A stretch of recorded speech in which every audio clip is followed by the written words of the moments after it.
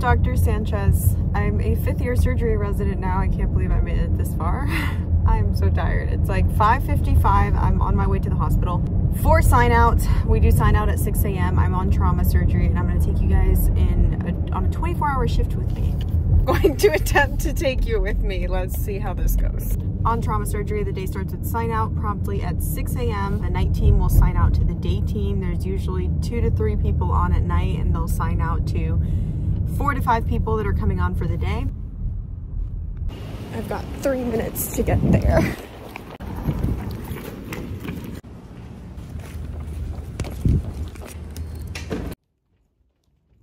I got there just in time for sign out. Then I did some chart review. So I looked through patients' charts, checked their labs, their vitals, made sure all their imaging was okay. Today we had multidisciplinary sit-down rounds, but of course I had to leave because there was an emergency consult in the ED, so I ran down there to the OR for an arterial injury of the arm. The case went really well. We actually ended up ligating a vessel in the patient's arm, and ultimately the patient did really well. It was, of course, a little chaotic because I ended up running to the ED to see that patient and then over to the OR emergently, and then I finally made it over to the call room to drop off my stuff.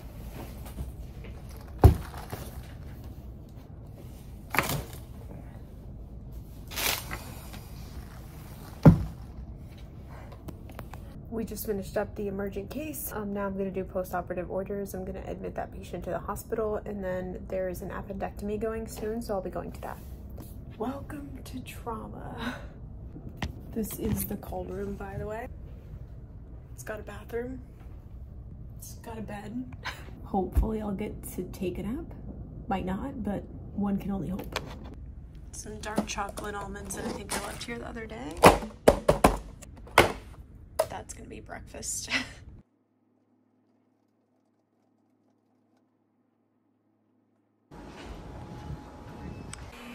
About to start an appendectomy. Was running around rounding on all of our patients. We have 2 teams rounding today, so I rounded with the second one because I was in the OR when the first one rounded. 3 actually, because there's a team for the ICU.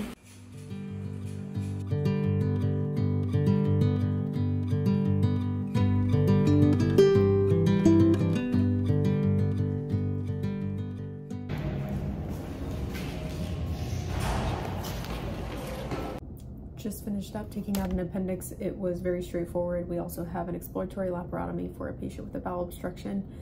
There was a level 1 trauma that somebody went to while I was in the operating room, but that patient is not needing surgery right now. It is 12:19. I'm doing some post-operative orders, and then I'm gonna go check on some more patients. I'm gonna go meet the team and finish rounding.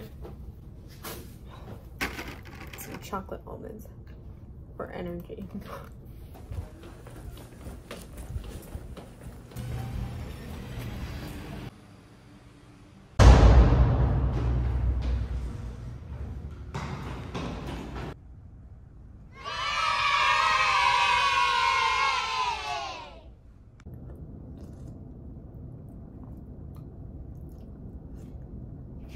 I need to eat before I have no time to eat.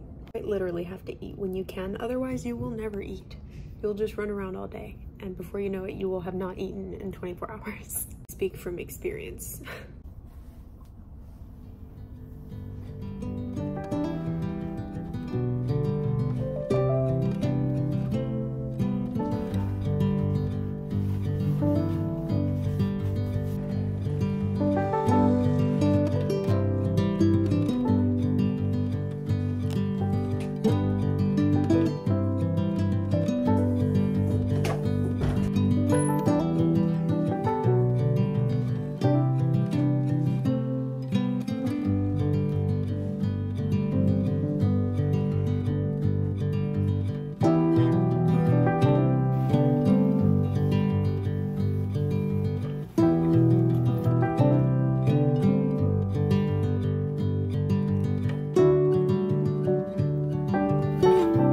We're gonna do another laparoscopic appendectomy right now. It's 2:57 p.m. It's giving mushroom.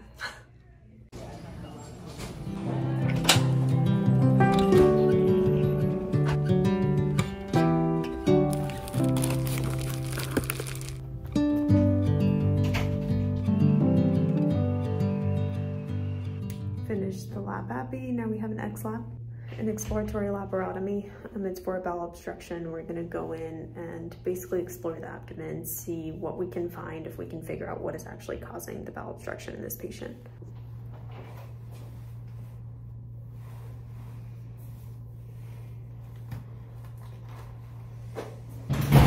Just went to check on my post-ops in the ICU. Going to a trauma. For all the traumas now, I stand at the head of the bed and I lead the traumas as a chief resident.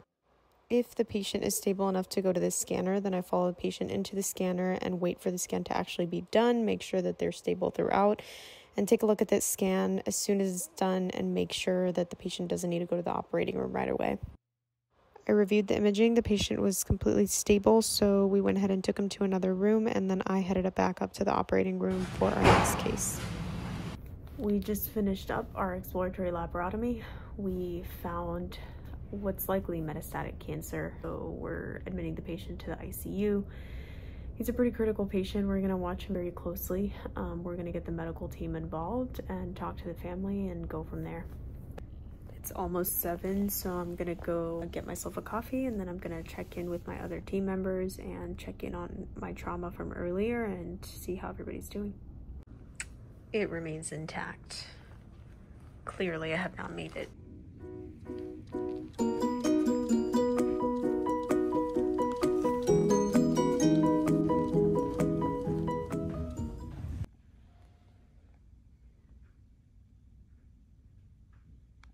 It is 8:30. It is dark outside. I'm going to see a consult in the ED.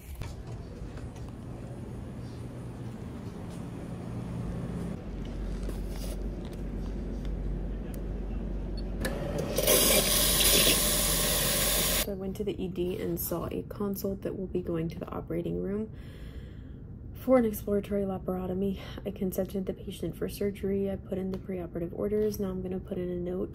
I grabbed myself a coffee. It is 9:21 p.m. and I'm carrying around this phone, which is the phone number that everybody calls for any questions, traumas, any new consults, etc. There is a PA here that is helping me tonight. She's mostly taking care of the ICU patients, but also helping me with anything I need. And then when I go to the operating room, she will help me answer phone calls while I'm in the operating room.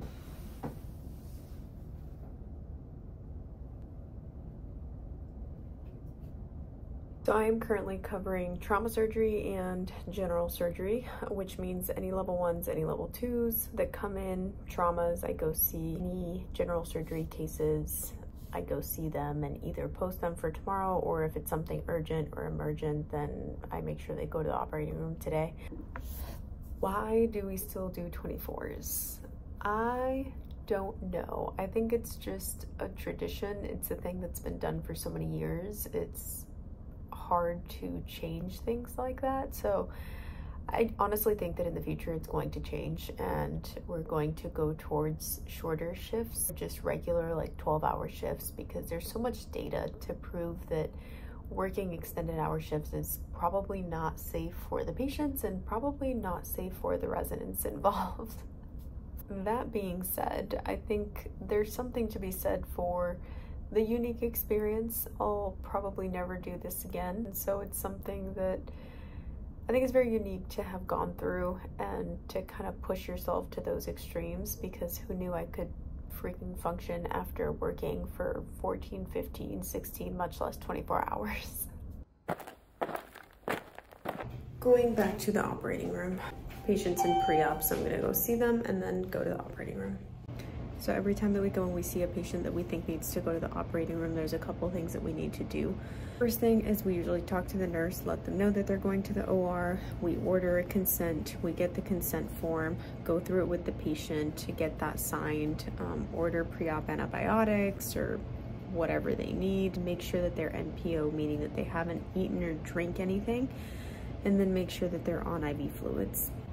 We also will make sure that we have a good history. We know what surgeries the patient has had in the past.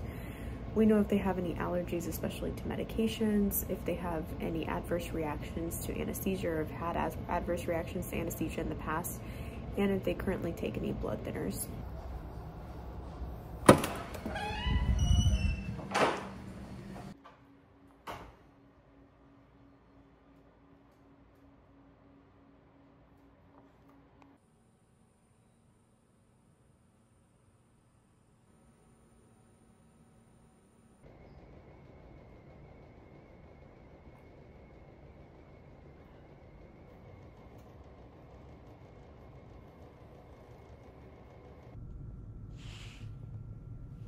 Just finished up our case. Maybe I should put this back on.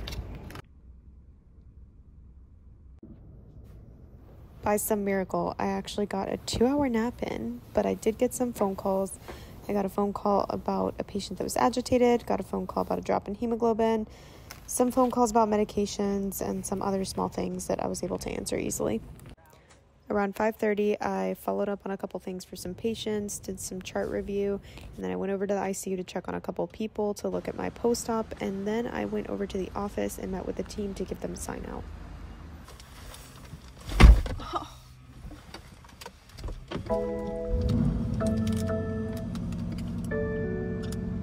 I brought the phone. It's 6:51:52, and I brought the phone with me. Now I have to go drop it off. Great. But we're done. We're done with our 25-hour shift. So excited to go home and take a nap. And I'm hungry. I need some breakfast. I don't know why I have energy right now. It's like I've moved past the sleep deprivation stage into having energy. I'm gonna crash at some point soon. It's fine. It is officially daytime. I gotta get it together. It is not time for all this energy. Look at the sky. It's so pretty. Oh, I love the mornings. This is so nice.